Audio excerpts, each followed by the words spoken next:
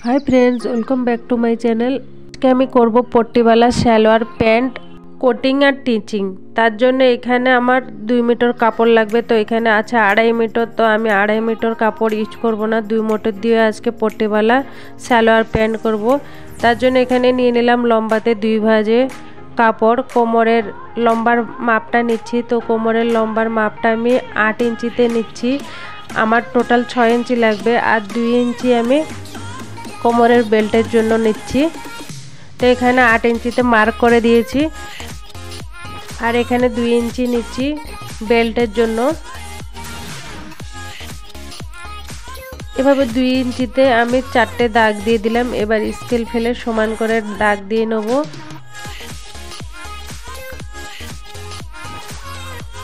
তো এবার নিয়ে নিতে হবে আমাদের কোমরের চওড়ার মাপটা। তো কোমরের চওড়ার মাপ আছে টোটাল 42 ইঞ্চি। তো 42 ইঞ্চিকে 2 দিয়ে ডিভাইড করতে হবে, তাহলে টোটাল হবে 21 ইঞ্চি। 21 ইঞ্চিকে 4 দিয়ে প্লাস করতে হবে, তাহলে হবে 25 ইঞ্চি। 25 ইঞ্চির কাপড় নেই, এখানে টোটাল আছে 21 ইঞ্চির কাপড়। তো আর 4 ইঞ্চি আমি এক্সট্রা পরের কাপড়ে কেটে নেব। আমি কাপড়টা কেটে নিই। তো ফ্রেন্ডস, তোমরা তোমাদের মাপটা কত সেভাবে কিন্তু, যেভাবে আমি সূত্রটা বলেছি সেভাবে কিন্তু সূত্র ফেলে কাটতে হবে। তো তোমরা সেরকম কেটে নেবে। তো দেখো এখানে সেরকম লম্বায় 4 ভাঁজে কাপড় নিয়ে নিয়েছি। এখন আমরা এখান থেকে লম্বার মাপটা নেব। পুরো প্যানের লম্বা আছে 35 ইঞ্চি। তো 35 ইঞ্চিকে আমরা 8 দিয়ে মাইনাস করব, তাহলে আমাদের 27 হবে। তো প্রথমে যে আমরা কোমরের জন্য মাপ নিয়েছিলাম 8 ইঞ্চি, তো সেটাকে মাইনাস করতে হবে 35-এর সাথে। তো মার্ক করে আমি এখানে 27-এ মার্ক দিয়ে দিয়েছি।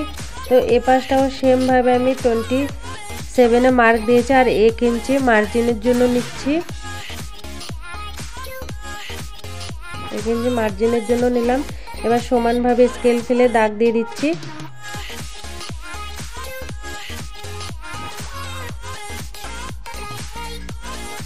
তো এবার নিচের মৌরির জন্য মাপটা নিতে হবে। তো আমি এখানে 7 ইঞ্চিতে টোটাল মৌরের মাপটা দিয়ে দিচ্ছি। তো এই পাশ থেকে আবার আমাদের সমান করে ভাগ নিয়ে হাফ করে নিতে হবে। তো আমি এখানে হাফ করে আবার একটা মার্ক দিয়ে দিচ্ছি। তো এবার এই দুটো মার্ক স্কেল দিয়ে জুড়ে দেবো।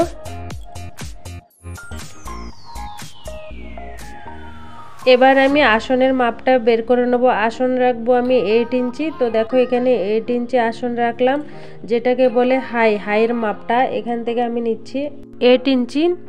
এবার কাটিং করে নেব।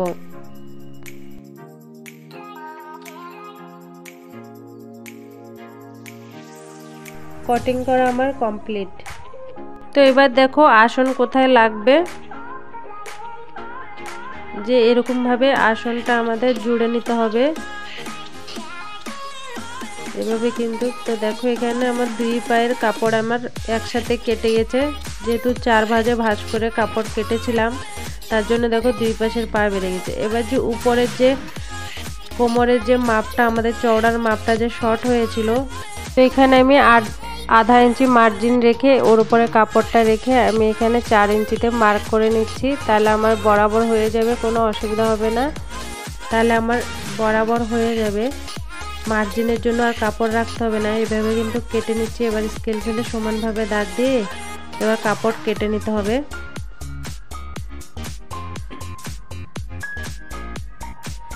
এবার কাপড়ও কাটা আমার কমপ্লিট। এবার চলো সেলাই করি। সেলাইতে কিভাবে সেলাই করতে হবে সেটাই দেখেছো, এইভাবে জয়েন্ট করে নিচ্ছি। তো দেখো এখানে কোমরটা আমরা সেট করে নেব, তার জন্য এভাবে উল্টো পিঠে কিন্তু সেলাই ফেলতে হবে। তো এরকম কাপড়টা 2টা জয়েন্ট করে এই যে এখানে 1/2 ইঞ্চির থেকে একটু বেশি ছাড়বো ফিতে ঢুকাবার জন্য। তো এখন আবার সিধে সেলাই দিয়ে দেবো।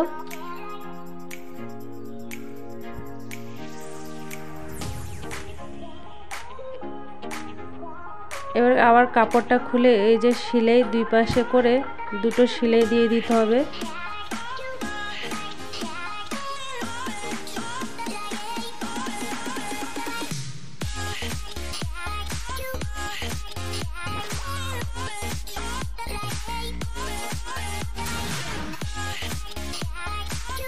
এবার আমাদের বেল্টের জন্য যে 2 ইঞ্চি কাপড় রেখেছিলাম এভাবে মুড়িয়ে এবার 2 ইঞ্চিতে সেলাই করে নিতে হবে।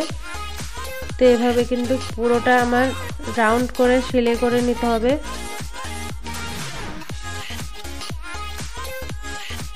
তো দেখো আমার বেল্ট সেলাই কমপ্লিট। এবার আমরা আসনটা কিভাবে প্যান্টের সাথে জয়েন্ট করব সেটা দেখে নাও।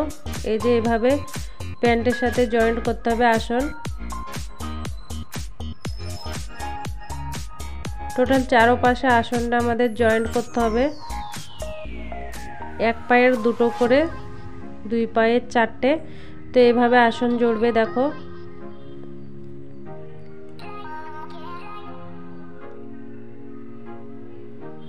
এখানে একটা সিঙ্গেল সেলাই দিয়ে আবার একটা চাপ সেলাই দিয়ে নিচ্ছি।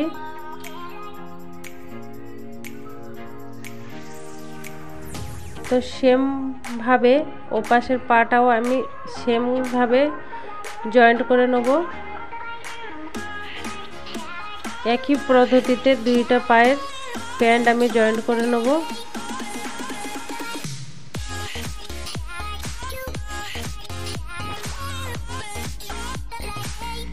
এবার দেখো আসনগুলো জোড়ানো হয়ে গেছে। এবার আমরা প্লেট দেবো। 2.5 ইঞ্চি ছেড়ে আমাদেরকে প্লেট দিতে হবে।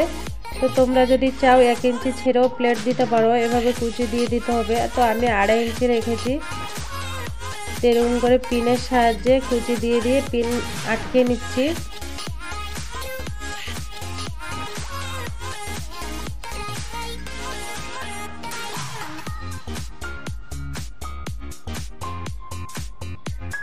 এটা হলো সামনের পাশ। তোমরা একটু ধ্যান দিয়ে কিন্তু 2 পাশের কুচি দেবে, যেন একই দিকে 2 পায়ের কুচি একই দিকে ফিরে থাকে।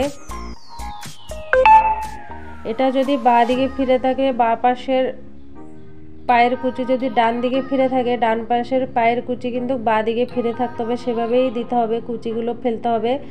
তো দেখো আমার এক পায়ের কুচি তো সেট করা হয়ে গেছে। তো এবার আমি উপরের বেল্টের সাথে দেখছি বরাবর আছে কি না। তো একদম বরাবর আছে, কোনো অসুবিধা নেই।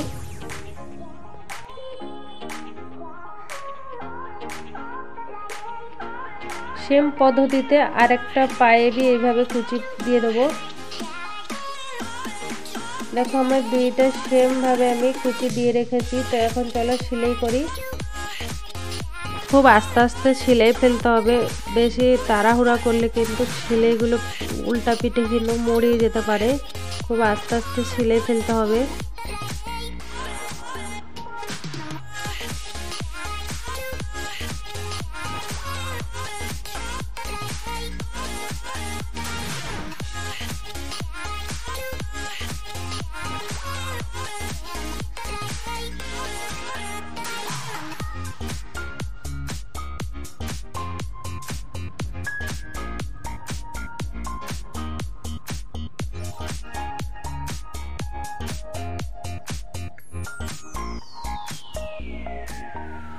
সেম পদ্ধতিতে ওই পাটাও আমি সেলাই করে নেব। তো দেখো আমার কমপ্লিট কুচি সেট করা। তো এবার আমরা আসনটা সেট করে নেব। তো দেখো কিভাবে সেট করতে হবে। এরকম এ পা ওই পায়ের মিশিয়ে সেট করে নিতে হবে। 2টা এভাবে সমান করে ফেলে সেলাই করতে হবে।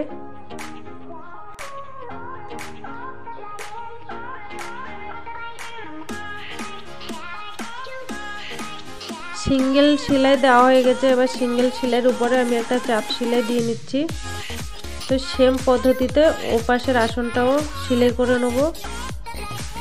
আসন সেলাই করা হয়ে গেছে। এবার বেল্টের সাথে প্যানের পাগুলো কিভাবে সেট করতে হবে সেটা একবার দেখে নাও।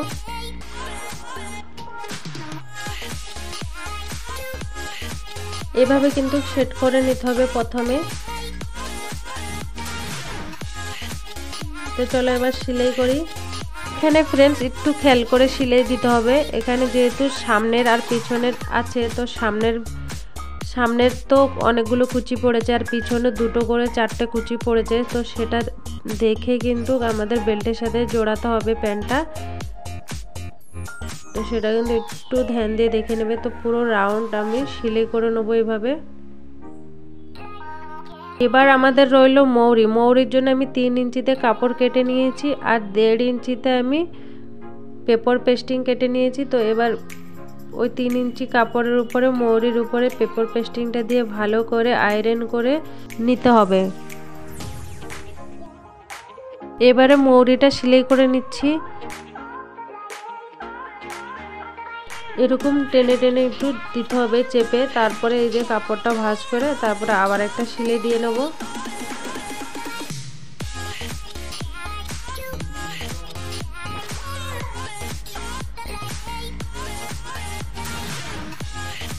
তো এবার এখানে মাঝখানে ডিজাইনটা তোমাদের মন মতো দেবে। তো আমি এখানে এরকম দিয়ে দিচ্ছি।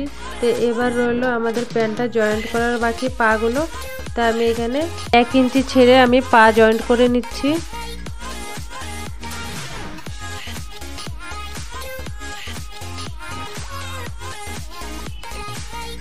পট্টিওয়ালা সালোয়ার প্যান্ট একদম রেডি। তো এখানে কোমরে একটা ফিতা ঢুকিয়ে নিচ্ছি। এই যে ফাইনাল লুক দেখো তোমরা কেমন হয়েছে। ভিডিওটা এই পর্যন্ত, দেখা হচ্ছে নতুন ভিডিওর সাথে।